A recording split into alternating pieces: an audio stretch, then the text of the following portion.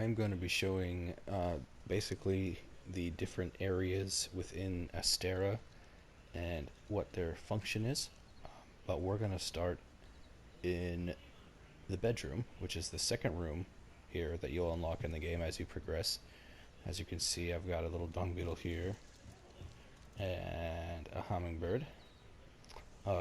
Something you should know if you're a new player is when you go into these rooms, there's a housekeeper, and it'll tell you to talk to them early on in the game. But there's all kinds of functionalities that this guy has here. Tail Raider Safari allows you to send groups of palicos out, either AI palicos or other player palicos that you've met while playing, into the world to gather resources that they will gather as you do hunts. We're not going to do the training areas. Placing your pets is fairly simple. There's basically a mini game within this game where you have a capture net out while you're on the maps, and you get to capture these little endemic lives. Here, I'll show you what I got here. At least I've got a lot more, but basically I've got the dung beetle out. I've got the rarer version of the hummingbird. Got this crystal beetle, some yellow geckos, got a couple fish. Speaking of, check it out. We've got the amphibious fish called the joy perch that can walk on land for a little while, basically a mud skipper. And then we have our anglerfish there. This is my palico, Desi. This is my second character. My main character is considerably higher level, but you go here to change their gear. I've got some pretty decent gear for high rank. Got that. Is making him look snazzy. Looks pretty cool.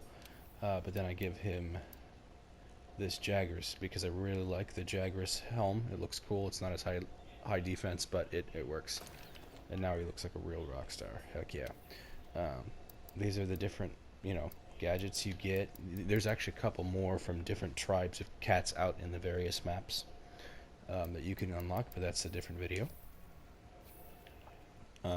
While you're in here, might as well show you kind of the functionality of the chest. Managing items can be a little bit daunting at first, at least it was for me, but at least on the PlayStation, you use the bumpers to scroll through all the stuff you have. This is a basic set of what you pretty much always want to carry once you get at least a high rank, is health boosters, stamina boosters, attack ups, defense ups, traps if you're not fighting elder dragons, and the armor charm and power charm, which you can buy from the vendors, and I will show you that later, to quickly move things from either the box or the pouch. You can click the bumpers, or you can do individual one at a time by clicking the triggers. Very simple. To switch over to the box, you can either click the control pad to move all the way, or just click the left control stick and it'll just move you back and forth. Very simple. Crafting list.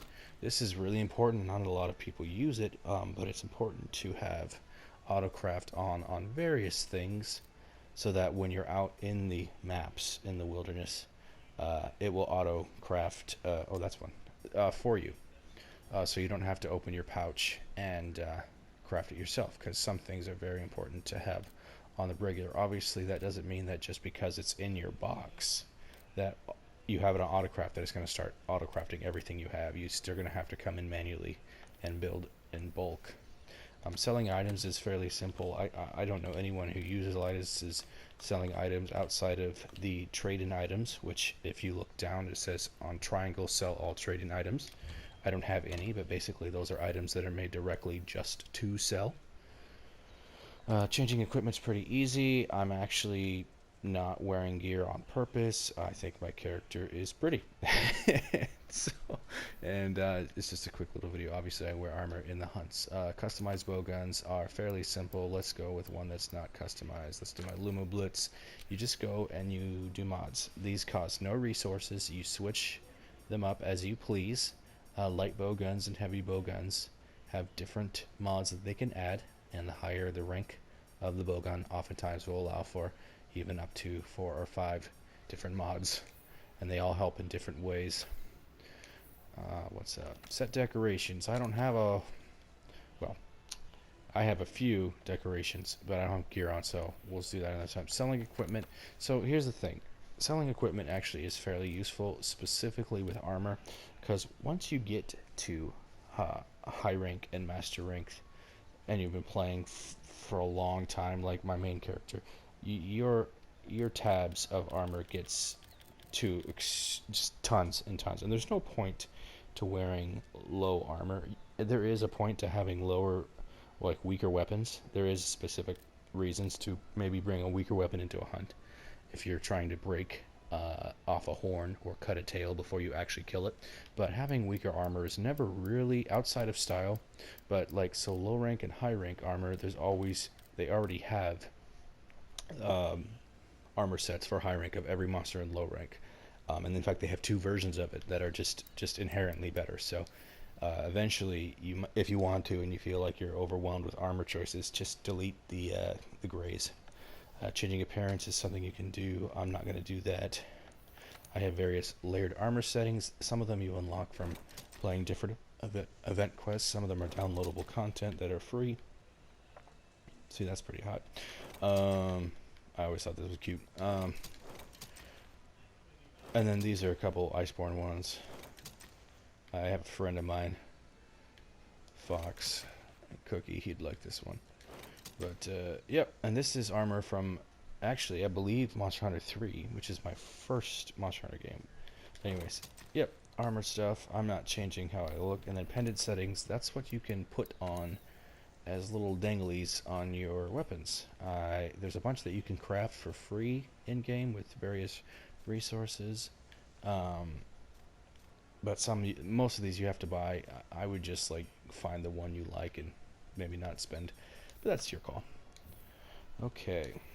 Something you can do, it's not important, but it's cute. You can feed your pets. And some of them just have, you know, unique little interactions or animations. And then if my dung beetle comes and gets some food, he will actually somehow roll that up into a ball of dung and roll around. And I think that's awesome. And if you heard that, that's a little fly sound. Yeah, so we're gonna go to the beginning right here, the trade yard. I'm doubting anyone's gonna watch this, but I made this specifically for some friends who maybe need to know exactly what everything is there for. And there's probably gonna be 2 parts. Alright, so when you spawn in at the end of any hunt or the beginning of the game, they will spawn you either here or about right here. Either way, if you have developed a rapport with your little poogie, which I named Poopers, little pig, he will come and greet you. And it's just another little mini game. It's a cute little thing. The way you develop a rapport is you first have to find him when you initially start the game, and you pet him. And there's a little mini game. There's music, and then an exclamation point will pop up over his head, and that's when you stop, and it'll basically build affection with this little guy. Now, if you do mess up, he will be angry with you, and he'll run away until the next hunt, but you can actually pick him up. And you might have saw you can also edit his name, change the clothes, because you unlock different costumes, and change the color of the clothes, but that's not what I'm going to show you right now. But you can pick him up, drag him around.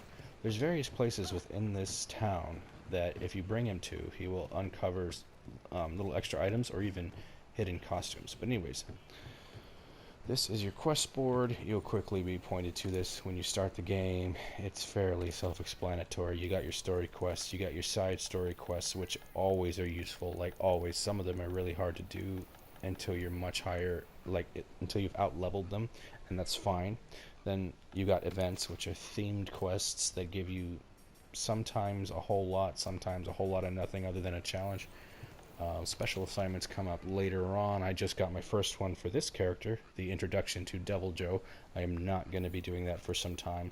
And then investigations are things you kind of just can unlock as you discover tracks and hunt different monsters, investigations will pop up, and you can equip them to your investigation list, which basically are hunts specifically designed to give you more parts for the monster that you want. And where you go to do that are these three awesome people. Provisions Manager is the coolest, Tech Chief is the raddest, and Analytics Director has one of the coolest voices in gaming in general. And you can talk to all three of them, but they all do the same thing here. Blah blah blah blah blah. So register bounties. These are basically passive quests that you do throughout playing, and they reward you with points, which is your secondary currency, and armor spheres, which is what upgrades all your armor. While you can craft armor that's stronger, you can technically make every single armor set or armor piece you have stronger up to a certain point. As you can see, I have them all equipped. You can switch them out. You can delete them. Excuse me. Manage investigations. As you can see, I have done some hunts, and so new ones pop up. And it's kind of an annoying thing where you have to delete them individually, and I really don't... Well, actually, no, you don't. Check this out.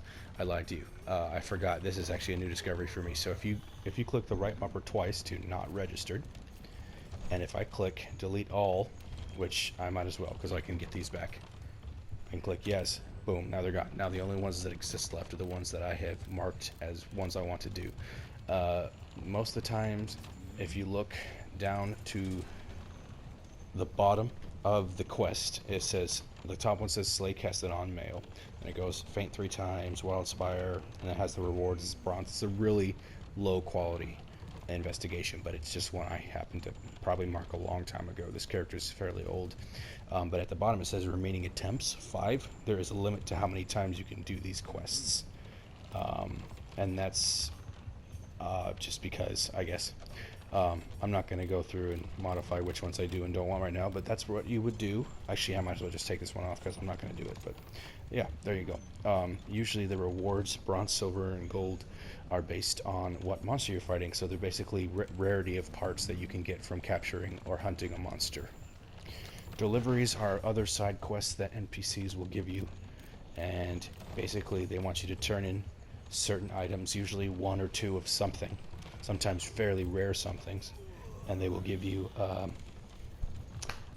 new equipment, new camps. Every map has 2 or 3 or more camps, usually not more than 4.